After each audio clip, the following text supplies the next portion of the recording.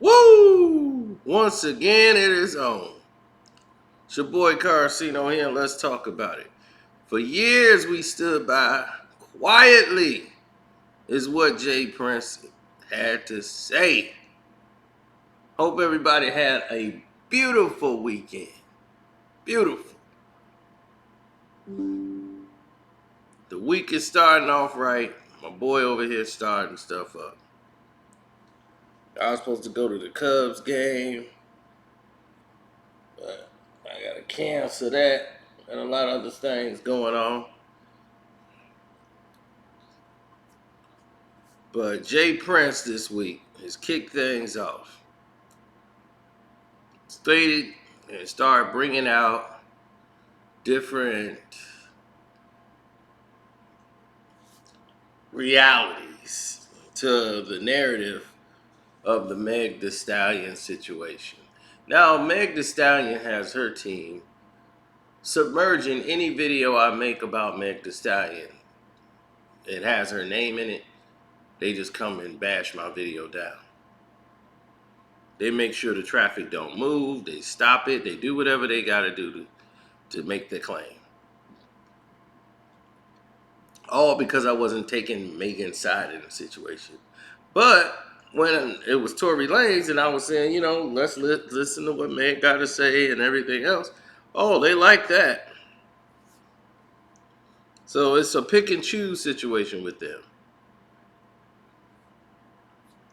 Just like everything else, they want to control the internet and everybody else's thoughts as well as everybody. They already got the mainstream media. They want the lower tier media as well to all kiss their ass. But it's not going to happen. We tell it like it is.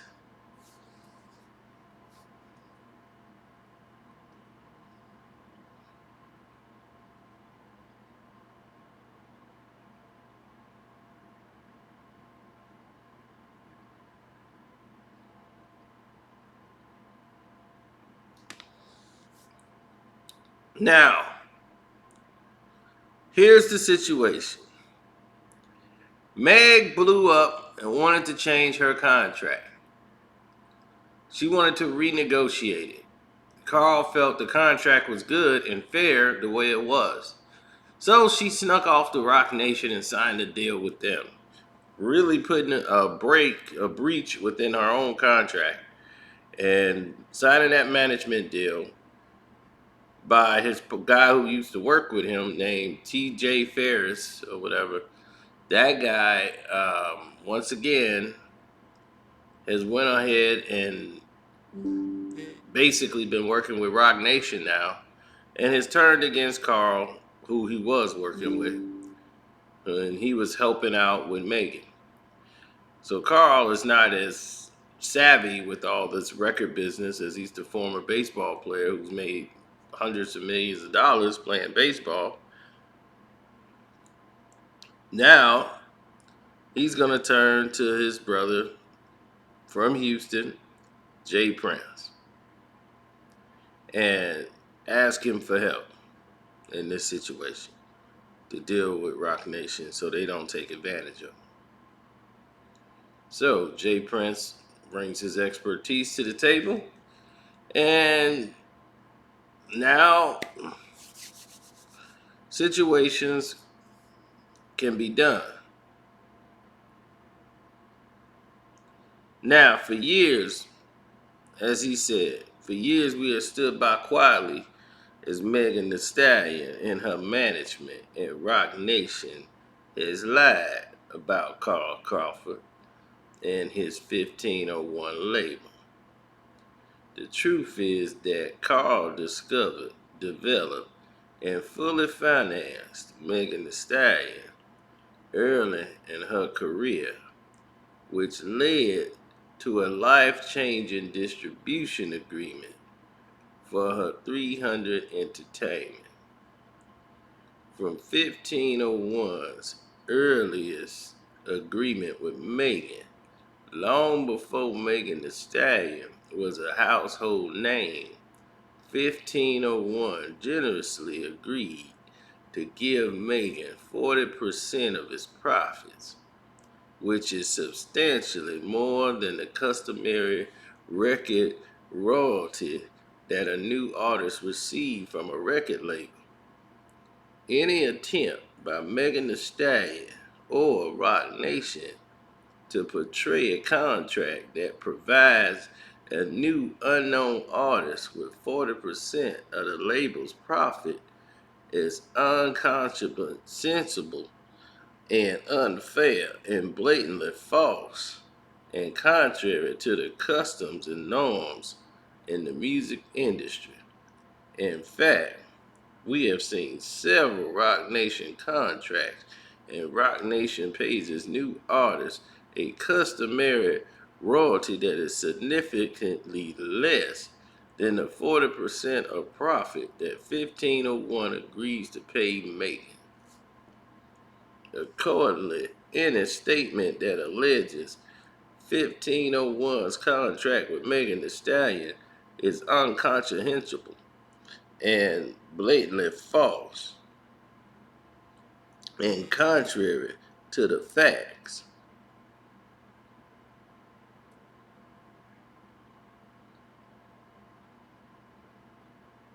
or custom in the music industry and are made in the specific intent to mislead and interfere with 1501's contractual rights.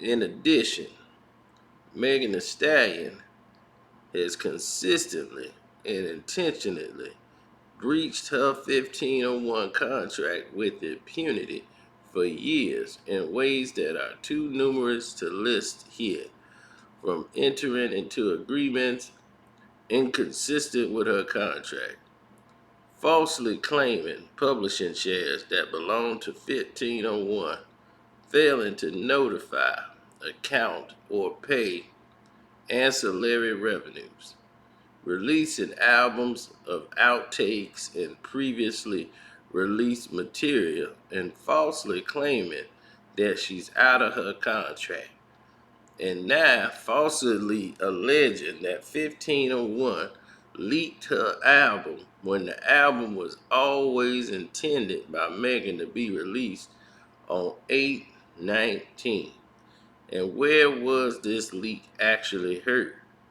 1501 as much, if not more than Megan, rendering her claim to be speciously and unsensible.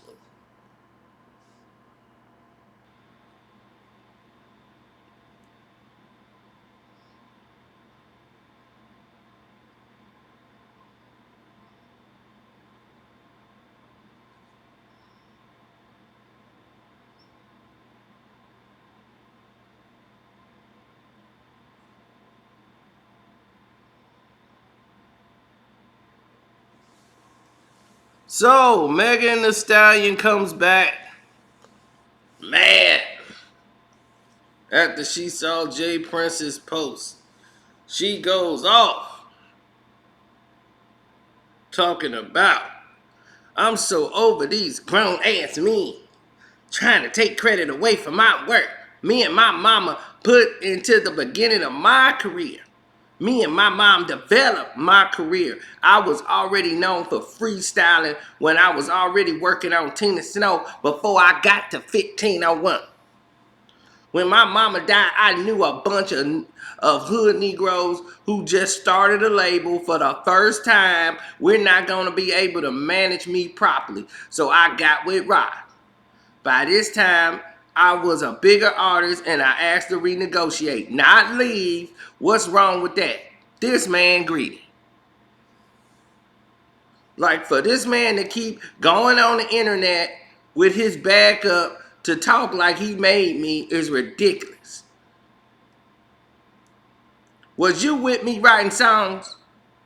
Were you with me in my dorm room recording me rapping? What about that rapping outside my mama car? Don't think. Ciphers, I ain't even know you. If you want to be real, I developed 1501. They keep signing people and everybody got the same story. Go find all the girls, all the guys that started over there with me. and some of the girls after me. Ask anybody in Houston how that man is fake. Talk so much it about Jay Prince, now he your bestie. Okay.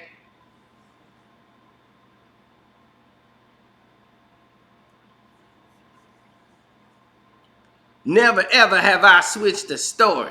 And also, you don't follow me. So why are you even here? I only respond when people say my name. So all them weirdo comments about I'm looking for sympathy and attention is dead. Talk to me and I'ma talk back when I feel like it. I don't need validation from the internet, but I'm not weak either. Beat me in court, not the comment section. Anyways, on a positive note, my hotties, when we getting a label that ain't working against us and for us. Love y'all. Bye. I ain't want to do my own tour while I was signed to that label. So just stay tuned in. One more thing. Because he's still going, this 42-year-old man said he never heard a story about me playing as a kid where I'm from. Sir, I hope 42 years old men couldn't tell you where I was playing at as a kid. Now, I'm just a made-up character from Houston. Nobody in Houston knows me. I just started claiming Houston when I got famous. Like, it ain't school pictures and some more stuff in the world out about me. That's Meg going off. Because they are basically, it's so easy to get in Meg Thee Stallion's head. It really is.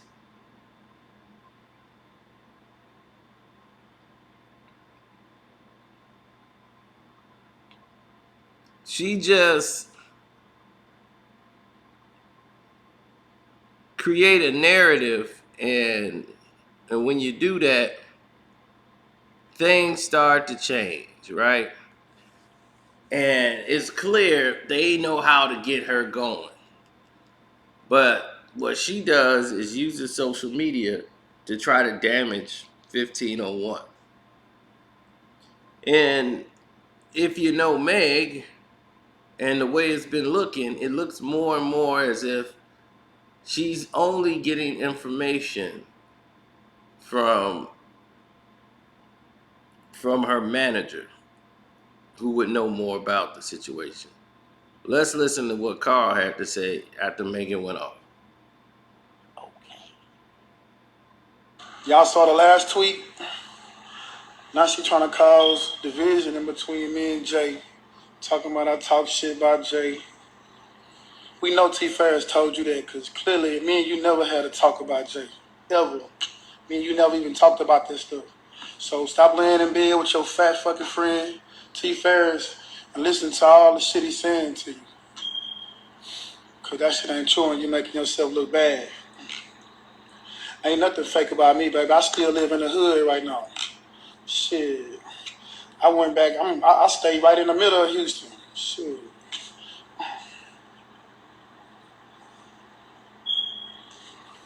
Man, Megan got herself looking bad. She don't got me looking bad.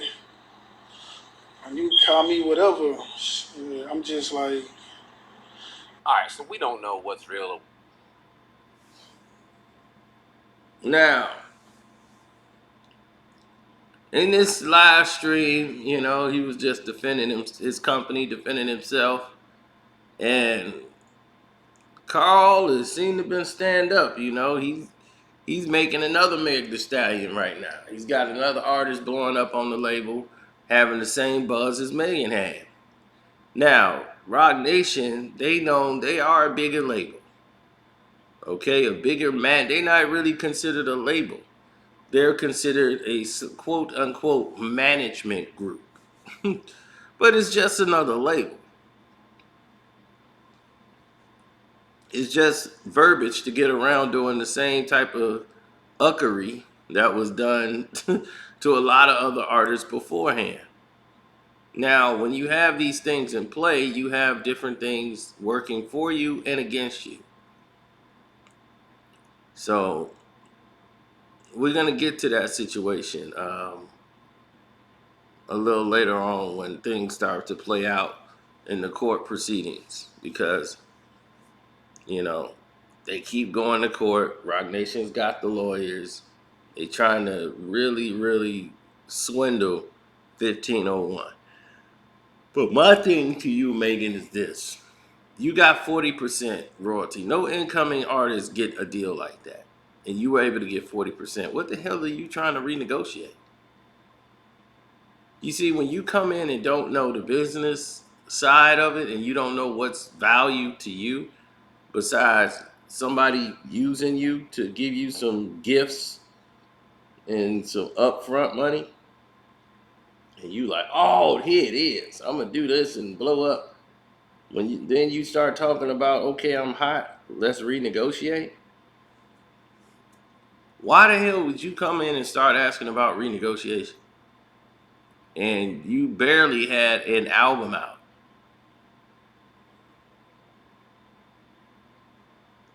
One album. And you talking about let's renegotiate.